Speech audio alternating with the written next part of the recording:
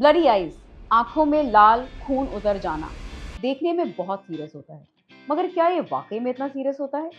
नमस्कार, मैं हूं doctor Anshul Gupta, senior eye surgeon, Netramai Foundation, New Delhi. आज हम बात करेंगे सब कंजक्टाइवल हेमरेज के बारे में।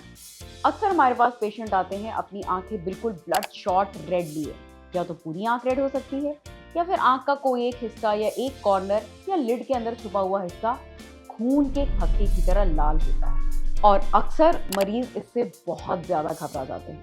लाजमी है अपनी आंख में उतरा हुआ खून देख करके कोई भी घबरा जाएगा, मगर एज एन आई सर्जन मैं आपको ये बताना चाहूंगी कि थैंकफुली ये उतने घबराने की बात नहीं है जितना आप इससे डर गए। हमारी आंखों की ब्लड वेसल्स, आंखों की सबसे छोटी सबसे कमजोर जो ब्लड वेसल्स होती हैं, ये एक्चुअली बॉडी की वीकेस्ट ब्लड वेसल्स में से एक होती है और कई बार जोर से खांसने से या जोर से छींकने से भी रप्चर हो सकती है।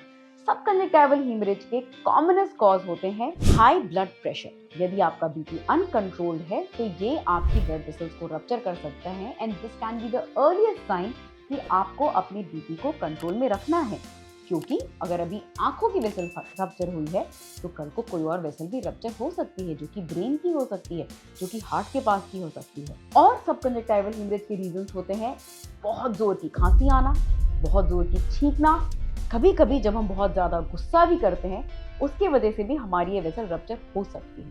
कई बार बेख्याली में अपनी आंखों में उंगली लग जाने से या चोट लग जाने से ये वेसल रप्चर हो सकती है। कभी कभी आप आई सर्जरी के थ्रू अंडरगो हुए होंगे, शायद आपकी लेसिक सर्जरी हुई हो या कैटरैक्ट सर्जरी हुई हो, उसके दौरान भी आंखों में इन वेसल्स में रप्चर हो सकते हैं। Another reason for such kind of rupture जो लोगों को नहीं मालूम होता is that it can be a sign of deficiency of vitamin C and vitamin D in the body. यानी कि अगर आपके शरीर में विटामिन डी या विटामिन सी कम मात्रा में है तो ये आपकी आंखों की ब्लड वेसल्स को एंड रादर शरीर की सारी ब्लड वेसल्स को बहुत कमजोर बना देता है और जिसकी वजह से जरा सा भी स्ट्रेन या एक्सर्शन पे ये वेसल्स रप्चर हो जाती हैं। तो यानी कि हम ऑप्थेल्मोलॉजिस्ट इस रप्चर्ड वेसल के द्वारा आपकी आंखों में छिपी हुई बहुत सारी बीमारियों के बारे में मालूम कर सकते हैं। अक्सर ये जो ब्लड क्लॉट होता है ये आंख के किसी छोटे हिस्से में लिमिटेड होता है, बट इट इज पॉसिबल कि पहले 24 और 48 घंटे में ये आपकी आंखों में बढ़ जाए और फैल जाए, जिससे कि आप और ज्यादा घबरा जाएंगे। मैं पेशेंट को बताती हूँ कि अगर पहले 1-2 दिन में ये ब्लड फैलता हुआ नजर आए तो इसमें डरना या घबराना नहीं है। इट इज जस्ट दैट कि वो ब्लड क्लॉट जो है वो डिस्पर्स कर रहा है, क्योंकि वो मेल्ट करके हमारी आंख की फ्री स्पेसेस में स्प्रेड कर रहा है।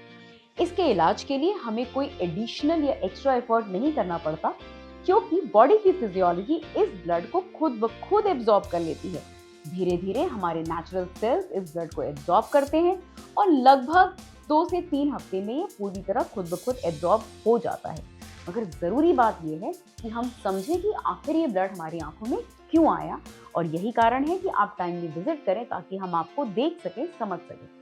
Single episode of such kind of haemorrhages के लिए एक्स्ट्रा अटेंशन देने की जरूरत नहीं होती एंड हम इमीडिएट ट्रीटमेंट प्रोवाइड करते हैं। लेकिन अगर ये ब्लड क्लॉट्स आपको बार बार आ रहे हैं तो जरूरी है कि हम आपके कुछ टेस्ट करें, कुछ इन्वेस्टिगेशन करें और मालूम करें कि आखिर ऐसा आपके साथ में क्यों हो रहा है।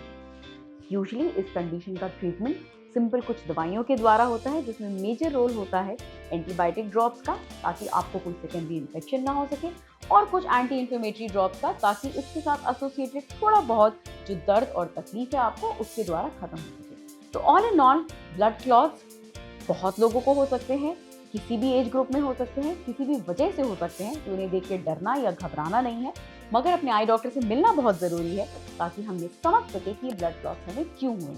तो अब आगे से अगर आपके फैमिली मेंबर या फ्रेंड्स की आंखों में आपको ऐसा ब्लड क्लॉट नजर आए तो डरिए मत, उनको बताइए इसके पीछे क्या लॉजिक हो सकती है। और अगर ये वीडियो आपको रेलेवेंट लगे तो do share with all your friends, specially the ones who are hypertensive and the ones who suffer from vitamin D and C deficiency. And if you find this useful, don't forget to like, share and subscribe.